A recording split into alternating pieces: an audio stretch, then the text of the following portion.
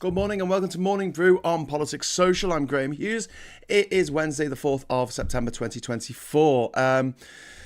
Hello, welcome to everyone watching, everyone in the chat. If you'd like to join the chat, just quite simply subscribe to the channel and you get to, you have to wait 30 seconds and then you can write what you like. But don't write anything horrible because we'll kick you off and you won't be able to do anything about it. Right, so awful story happened yesterday when there was a boat full of refugees attempting to cross the channel.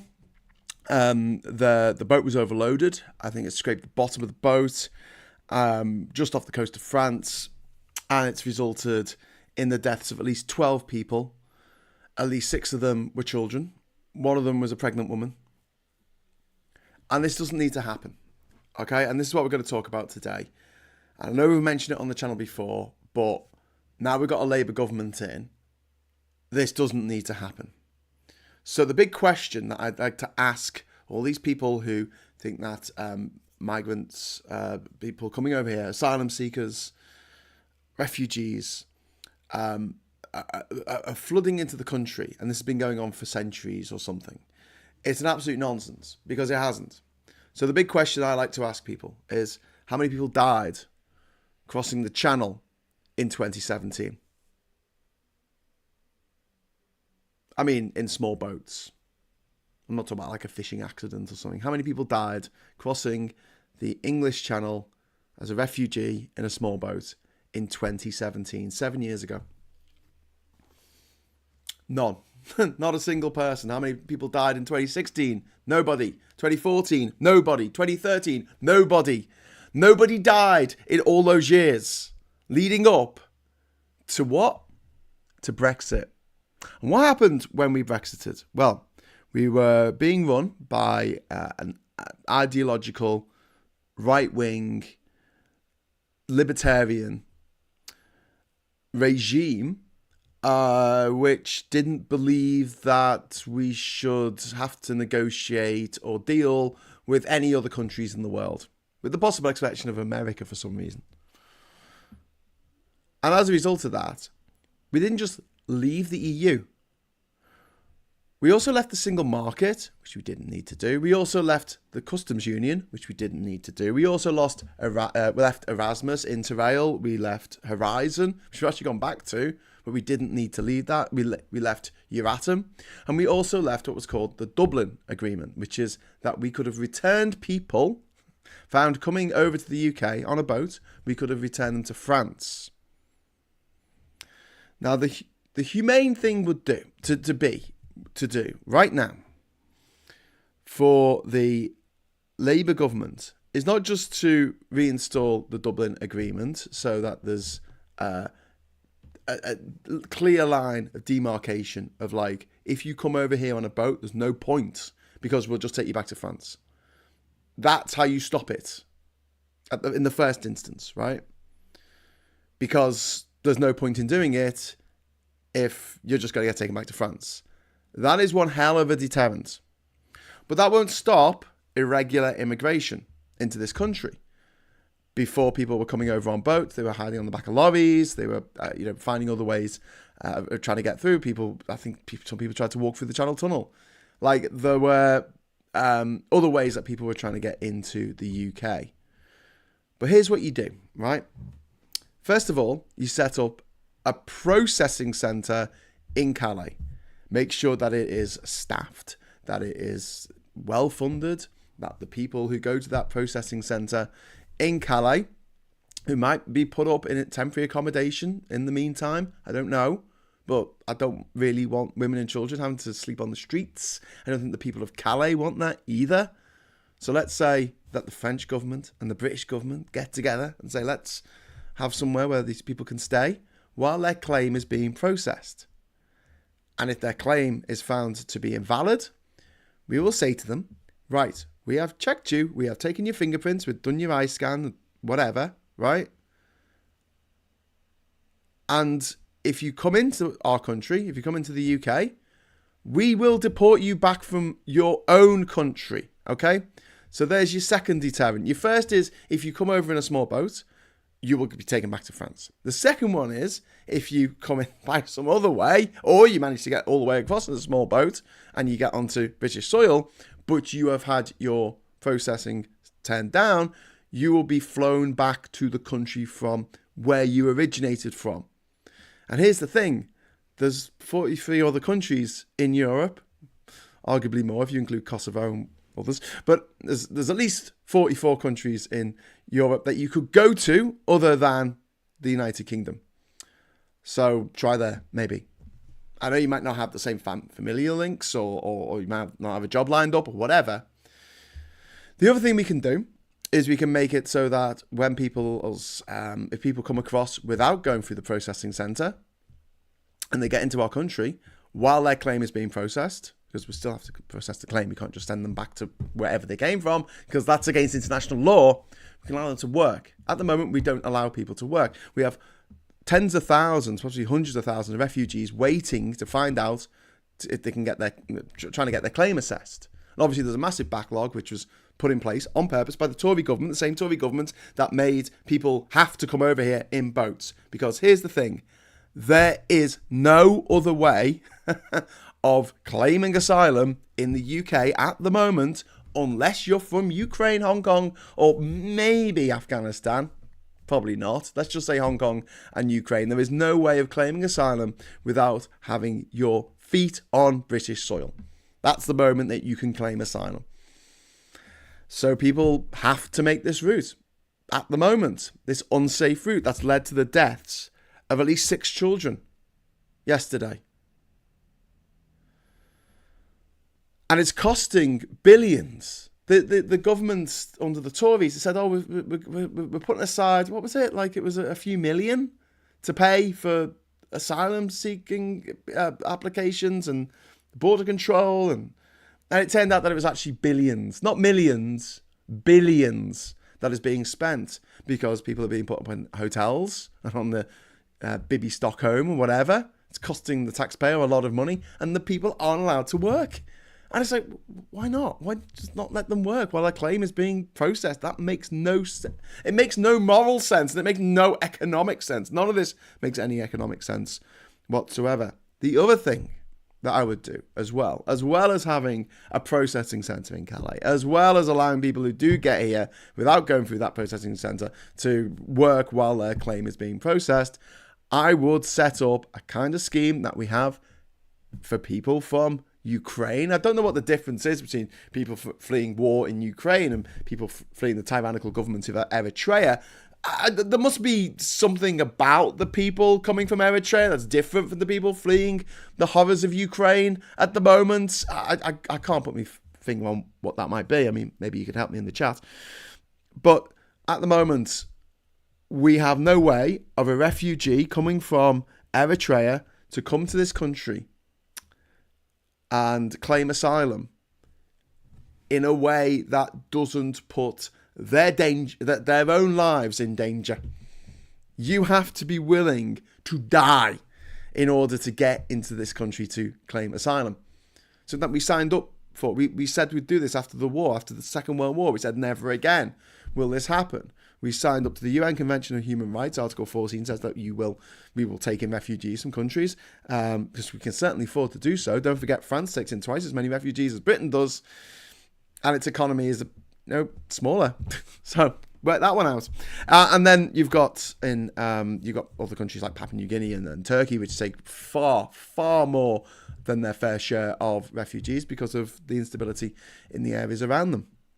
And at the same time, you've got people saying, "Oh, well, they're jumping the queue," and I'm like, there is no queue. The only way to get here, the only way to claim asylum, if you are from Eritrea or the Democratic Republic of Congo or from Iran or from any country where you fear for your life, Syria, Libya, is to set foot on British soil. That's got to end. Let's have a system where you can register at a British High Commission or embassy anywhere in the world as you would like to be considered to come here as a refugee. Because we do need people to come here. Make no mistake, our fertility rate is 1.4. It needs to be 2.1 in order to just keep the population the same number. If it wasn't for people coming from other countries, our population will be going through the floor. And the boomer generation are called the boomer generation because there was a boom of babies at that time. So there's now a load of older people. There's a load of younger people who are maybe not having children themselves. And then who's going to look after the old people? Who's going to look after them? So we need people coming over anyway, no matter what. So let's have a system where, like, if you want a work visa, you can apply in any British embassy or high commission around the world for a work permit to work here. Let's have that for refugees as well. And then you have their biometric data on record. So if people do come here after we have said no, we can send them back instantly. No court cases required. We've already said no. If you come here, you will be deported back to your country. And I don't understand why this is so difficult. Well, I do. Because the Murdoch press, the Rothermere press, the Barclay press, they have made it so that people are so riled up at the idea that people from other countries are coming here that they can't even think straight anymore. And you see people, and this blows my mind, that you see people who are maybe second generation immigrants to this country. Because they're not immigrants themselves, their parents were. And they're going on about people coming over here from other countries. And I'm thinking, do you think they're going to stop? Do you think these people who hate people who look different to them, do you think they're going to stop? Once they've stopped all refugees from coming here? No. They're going to go after the people who have a right, have a work permit to come here. And then they're going to come after people who were born here but aren't the right colour or aren't the right creed. You know it. I mean, it's what happened with the Nazis. We saw it happening. Don't need to read a poem for you to know that. Anyway, right. I'm going to get into the chat because I have ignored you for far too long. George, thank you very much to George for the £2 super chat. This doesn't need to happen. Habib thinks it does. Yeah. The idea that the Rwanda scheme was any kind of deterrent is just so stupid. It was going to affect like 1% of people coming over, if that. And 1 in 100 chance is a pretty good chance people are going to take it. They're risking their lives coming over here anyway. It's not a deterrent. A real deterrent is you will be taken back to France instantly. That's it. No trial, no appeal, no running onto the tarmac at the last minute with papers from your lawyer. You'll be taken back to France. The other thing is that, we can process your asylum claim in France or anywhere. We can do it. It might take a while. It might take months. It might take years. But it's a lot cheaper to do it that way than to have people living in this country and we're not allowing them to work. And the taxpayers paying them to be here while their claim is assessed. Let's have it so their claim is assessed wherever they are. And, 9 times out of 10, they'll be in a refugee camp somewhere. And this is something to go on, to zoom out a little bit, that Europe needs to reckon with. And unfortunately, because of the way that the newspapers work, the news media, the news cycle, and they need someone to demonize, and obviously, asylum seekers are the best people to demonize because they don't really have much of a voice. Them and trans people, let's just go after them. There's a minority of a minority. So trans people are a minority of the LGBT community, and then you go after them. And then you've got refugees who are a minority of the immigrant community. Go after them. And if you're very clever, you can get people who are part of that group to turn on that minority and say, we don't think you should be part of our minority anymore. You don't count. Like people like Ben Habib saying, he must be happy today because children died in the channel. They drowned, terrified, screaming. And that makes someone like Ben Habib happy. These are not good people. These are not fine people. These are Nazis, scumbags, eugenicists. And they won't stop. They're not going to stop. And then Ben Habib will be in the camps along with everybody else who looks like him. And he'll say, I never expected the leopards to eat my face. Johnny Cophead, thank you very much for the super chat there. You mean all those people who don't live here but own papers are riling us up against foreigners? Yeah, that sounds like the UK today. Well, yeah, that's very true. Famously, Rothermere lives in Bermuda. He runs the Daily Mail, which is a hate rag that's been going on now for about 170 years, is it? 170 years of just pure hatred, bile, tittle-tattle about celebrities that you shouldn't really give a shit about. I mean, are they in a movie? No. Oh, what's happening then? Oh, they've started a new relationship. Okay. I barely register when my friends start a new relationship, especially people who are like serial daters. Do you know what I mean? It's why would I care? But people do. People do. Ivan, thank you very much for the £5 super chat, mate. Stupid James Cleverly said he would bring back the Rwanda scheme again. Talk about learning nothing. P.S. Disabled people are targeted. Too. Yeah, you're right. Disabled people are targeted and made to feel like they don't belong in society when society should be doing absolutely everything in its power to be inclusive. And it's one of the reasons why when I hear people going, oh, bloody diversity, equality and inclusion. It's the same shit, like as the, health and safety. Yeah, 11 o'clock, Grenfell Tower report today comes out. Let's talk about health and safety after that, all right, shall we? Should we have that conversation about keeping people safe? Do you know why we do that? Keeping people healthy so they don't freaking die. But you know the type, obviously. The newspapers have a lot to answer for. Well, let's have a look at the newspapers. Let's see how they've covered this today. We've got the Daily Express ignoring it completely there. Dog water 80 killed by child in park clash. It's just horrific. How long before the vile smuggling gangs are stopped? That's from the Daily Mail. I could turn that round as 12 more migrants die after boat capsizes in Channel. How long before the vile Daily Mail is stopped, or the vile lie smuggling gangs that run our press? There's about 4 old horrible white men who run nearly all of our press in this country. And they're free to do and publish whatever they want. And they're supposed to, I don't know, check themselves. They monitor themselves. They don't really, yeah. Murdered by a kid 30 seconds from home. It's a horrible story. And this granddad who was murdered, a 14-year-old. Might be a racist attack. We don't know yet. 6 children amongst 12 dead after boat ripped open in the Channel. Again, awful story. Starmer and US at odds over Israel arms sales. We talked about this at length yesterday with Ollie Bowler-Hatman for Geoscope. If you want to watch that, you can watch it on Catch Up here on YouTube.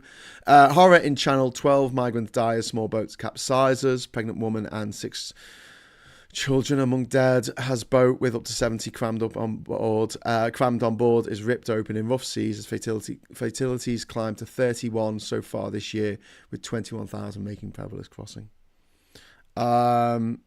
There's Rayner in talks to end Thatcher's right to buy in the Daily Telegraph. Good. And then this horrific image of Grenfell on that fateful morning in 2017. Grenfell guilty must now be prosecuted. Urge MPs and survivors. I really hope they are. People should go to jail for this. That 72 people died. Scam reimbursement payouts to be slashed after pressure from fintechs. Compensation ceiling has been lowered. And there is a plan. The £415,000 plan has been cut to £85,000. Banks feared incentive for fraud. Banks talking about fraud. That's popcorn in the kettle black there. And then a story in the Daily Star. Mafia mobsters turn their backs on Italy and America and move to leafy Woking. There you go. And then there's this terrible story in the Metro. This happened in, I think, 2019, when Jeremy Kyle, a privately educated man of the people, who had a TV show in which he basically made working class people feel terrible about themselves and paraded them almost like some kind of demented circus master, and pushed his finger in their face and said, "You're not good enough. You're a bad person. Why aren't you posh, privileged, nepo baby like what I am?" And one of the most disgusting TV shows of all time. And I honestly think that Jeremy Kyle should be in jail for what he did. I really believe that. Okay, so I'll just jump into the chat. I'm a pensionette. I like immigrants, says Captain Bart Roberts. Yes, I mean, I like immigrants. I was talking about this last night as well. Just, I like variety. I don't want to eat the same food every day. I don't want to meet the same people every day. I want a bit of spice in my life. Imagine like everyone was the same. That's communism, isn't it? You should say to people who just want Britain to be white, just go, it's communism, isn't it? I want everyone to be the same, white, straight, boring. Make Brexit work has to be the most oxymoronic statement ever, says Nick. Actually, the oxy part is probably superfluous. Yes, it's just moronic. I've always wanted immigration apart from the pragmatic advantages. They bring novel insights. Yeah. Aklavon, I completely agree. Age 75. Thank you very much for that comment. Jan Wallace, kudos to the Paralympic Committee for allowing an Italian transgender competitor to participate in a race. Yeah, much to the chagrin of the likes of J.K. Rowling, who pretends to be a man in order to sell books.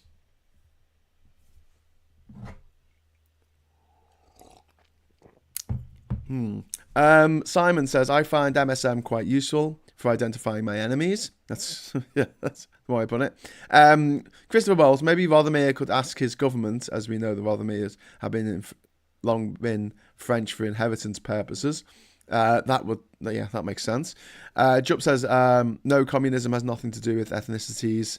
FFS. Yeah, Jupp, I mean, it's not really communism, obviously. It's got nothing to do with the Communist Manifesto at all, right? But what I mean is, like, if you are talking to someone who is your poppy rage gammonarty, right? Gammon flake, gam, watch your Gammon Box News, and they're going on about how they want everyone in this country to be the same, you might want to point out that, everyone the same, isn't that communism? Because, a layman's idea of communism is just like, everyone's the same. Everyone does the same thing every day for the same amount of money. Why would you want that? I don't know. But there can't be that many people in this country who have never eaten Chinese food or Indian food or French food or Mexican food. I mean, like, the idea that we want to go back to this world of turnips and the cultural wasteland that is England. Like Wales, got such a strong culture, got its own language. Scotland's such a strong culture, got its own language. England hasn't even got its own language. Jesus, what's it got? Morris dancing? Well done. What makes England a unique and interesting place in the world is the fact that it went, all around the world, and the people from all around the world came here subsequently. They're only here because we were there. I still hate Kyle, says Captain. Yeah, I think he's an absolutely vile man. The idea of a neo-aristocrat lording it over working class people, poverty porn on ITV, light entertainment channel. Like, let's watch these people's lives being torn apart, their families, their relationships be torn apart for our own joy, edification, pleasure. What the why aren't the thickos wanging on about Vikings and Saxons coming over here and taking the jobs and women? Oh, yeah. I don't eat that foreign muck, chicken tikka masala or nothing for me. Says Al Smith, yeah. Chicken tikka masala, famously invented in either Glasgow or Birmingham, depending on who you listen to. The English culture is a combination of sarcasm and alcoholism without immigration. Invaded the rest of the world, says Play Cook. We did indeed. The ideal situation for the rich is that they get to eat everyone else's food Yeah, that's very true. When we say we invaded the rest of the world, I mean, this is something I thought about quite a lot when I was traveling. I was like, Britain has done more damage than any other country in the world to other countries. Like, obviously there was a few good things, but when my stepdaughter came home with a homework assignment and it was about the British Empire in India, and I went through what was written, and she had to write some good things and some bad things. And one of the things in the good column they wanted was railways and bureaucracy. And I remember saying to her, like, do they have railways in Japan? She goes, yeah, they got the bullet trains, fastest train in the world, brilliant. They got bureaucracy. She says, yeah, they got government, they got, like, prime minister and that. I'm like, we never invaded Japan. So when you think of like interference, let's not say good or bad. Let's just talk about interference, because interference can be good, it can be bad, whatever, right? Interference in other people's countries. Britain is number one. But beyond America, beyond France, beyond Spain, beyond anywhere else, Britain is the number one interferer in other people's countries in a way that Tonga isn't. I think Tonga and Samoa and Fiji have got a beef going back centuries, but, generally speaking, our entire society hasn't been turned upside down by the Tongans coming over and changing everything that went before, interfering. Whereas Britain has, and especially England has. And it's worth mentioning and worth pointing out again and again that we were quite happy to be an international country in that we wanted to go around the world doing whatever we wanted without any consequences. Without any consequences to us, darling. The consequences to the people who actually lived in these countries is usually quite devastating. But we wanted to do that and suffer no consequences. So when people come from these countries to this country that they now have an historical link to, I'm like, okay, fair enough. And because of our gallivanting, there's about 176 countries around the world that have a historical link to us. I mean, there's a bunch of countries that have a Union Jack in the corner of their flag, for Christ's sake. Union flag, whatever. Anyway, the file as well. Yes, them too. Garlic bread, Nigel Farage. Jeannie Bottle says, curry was invented by monks in Somerset. It goes well with cider apples introduced by the Romans. England desperately clinging on to its last colonial country. Of England. Nick, YouTube Nanny Filters doesn't appear to like comments about the need for UK politicians and media to stop conflating EU freedom of movement with immigration. Well, I completely agree. That was completely insane. And the way that they bump up the immigration figures by including like students who are temporary migrants. It's like including visitors to London like on holiday and saying, oh, look at the migration figures. Look how many people came on holiday to London. And it's like, I don't think that's quite what it... Haven't seen many wasps this year, says Gillian. Well, I've got a nest at the bottom of the garden. Do you want to come over? I'll lend you some. I got to put some in the matchbox, send it over to you. Captain, apparently it was based on trade, but it was trade with us or else. Well, indeed. Lots of other countries have post-traumatic stress disorder of the English, says Play It Cool. That is very true. Terra Incognito was the doctrine that allowed the empire. Well, that, and also Terrace Nullius, which was the idea that it was a nothing land in Australia, and therefore the Aboriginals who lived in Australia didn't count. They weren't really there or something because they didn't farm the land. I think they said, they didn't cultivate the land. They do cultivate the land on a grand scale using forest fires and other techniques, and they have done for millennia because the Aboriginals have been there for 50,000 years. White man's been there for about 200 and turned up and changed absolutely everything. One interesting little tidbit of knowledge to have is that Melbourne was founded by Batman. Not the Batman you're thinking of, but by a guy called, I think, John Batman, who basically did a Manhattan. He bought the area of, that's now Melbourne, or at least the CBD of Melbourne, for a few beads, gold coins that were probably fake, made of chocolate, I don't know. And he got taken to court for it. That's right, he got taken to court, got into trouble with the authorities for buying Melbourne for just a few beads from the local Aboriginal tribes that live there. Not because he ripped off the Aboriginals, but because he traded with them. And you weren't supposed to do that because nothing was theirs. That was the official line of the British Empire at the time. Nice. Frank, thank you very much for the £5 super chat, mate. That was very kind of you. Keeps the channel ticking along. Thank you. The UK is the biggest source of Independence Days around the world. That's very true, Frank, and it did make me laugh through my tears on the morning of June the 24th, 2016, that the front cover of the Sun newspaper had Independence Day written on the front of it. Because now we were independent from what? Ourselves? What? Independent from reality? Independent from the biggest trading zone in human history, in at least 4 light years in any direction from our solar system.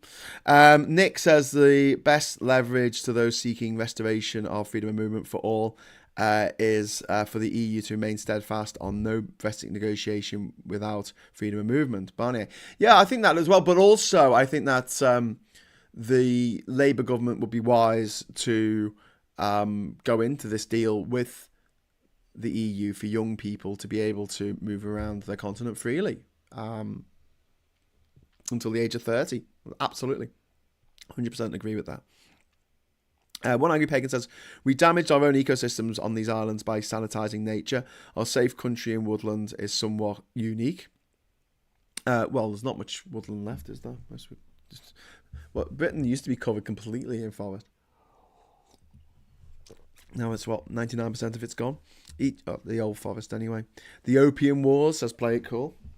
We had 2 wars with China over the fact that they wouldn't let us sell drugs.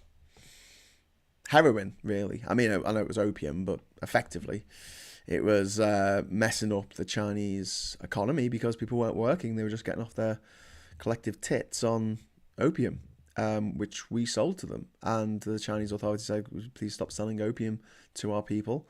And the British responded with cannons and burning down the Winter Palace, which is something that we did with the French. Yeah, we had 2 opium wars, and we got Hong Kong out of the deal.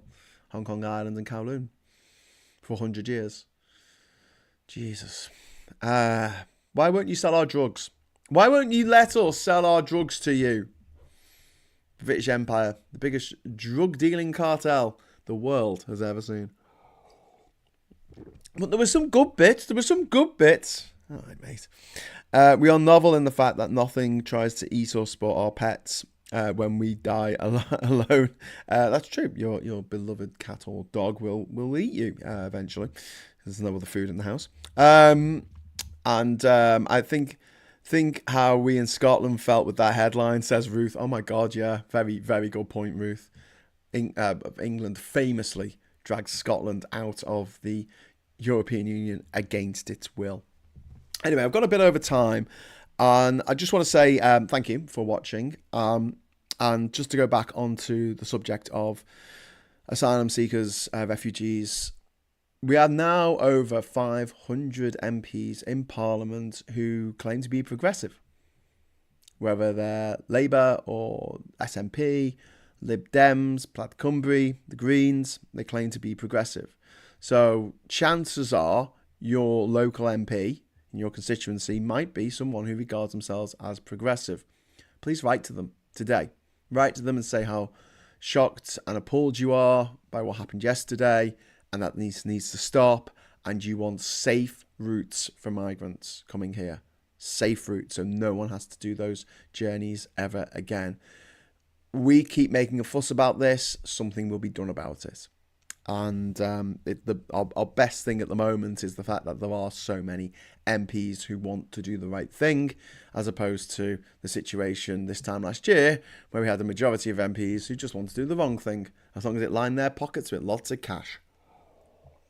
But yeah, if you do meet someone who thinks that the best way to deal with the migrant situation, the people coming across on boats, is to send them to Rwanda, just ask them how many people died in 2017. When they pretend that they care and they're like, oh, we've got to stop these people dying, like the Mail just did. We've got to stop these people dying. That's why we're doing this horrible, cruel thing of denying asylum to anyone. Even if you go on the Migration Watch website, which I don't recommend you do without a VPN and in incognito mode, but Migration Watch, have a look at the small boat crossings, and they put from a safe country. or from safe countries, because they want to show that these people are awful. It starts at 2018.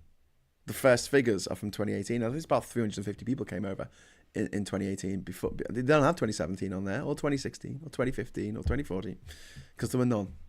Going back years, going back to probably Dunkirk. There you go. It's the last time people came across in small boats before then, 1940. Okay, Alan the Inquirer, think of it. Iraq became terrible after the UK encouraged the downfall of the king. Coincidentally, he was talking about forming a North African version of OPEC. Well, oil. We can talk about this on another show, but like oil is it's on its way out. And what you're seeing now around the world is the final sort of death throes of the fossil fuel industry, while it flails about trying to remain relevant when it's absolutely irrelevant. There was a great clip yesterday from the House of Commons when Richard Tice, the privately educated gobshite that is the leader, or was the leader of Refuck, stood up and said, "Oh, why didn't you tell everyone it's going to cost £1.5 billion a year to go green?" Ha ha ha ha ha ha ha.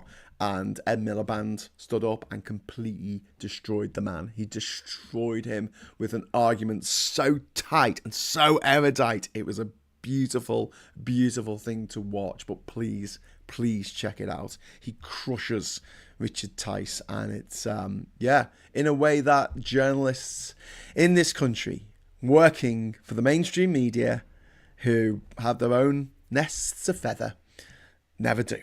So or hardly ever do.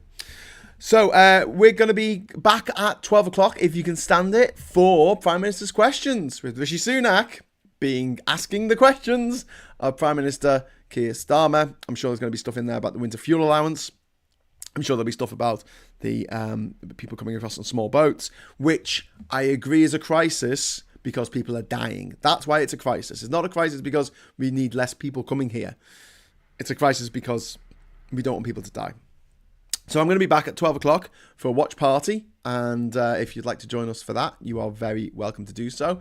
I might be doing an episode of The Intersection later today, so look out. I will put out a notification if we are going to do one.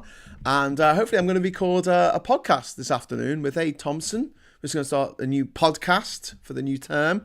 Punk Politics as his channel, and we're going to be basically doing The Rest is Politics meets the news agents, but with crude jokes and swearing.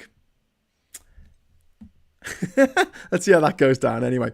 Okay, so thank you so much for watching. Thank you for all the great comments that you've made. Oh my God, Play It Cool is just going through treatment of Aboriginal Australians, Boer War concentration camps. Play It Cool is just listing the terrible things that the British Empire did. We could be here all day. So thanks very much for the comments. Thanks for the super chats. And like I say, I will return at midday. And until then, give us a like on the way out. And until next time, hello, good evening, welcome, and goodbye.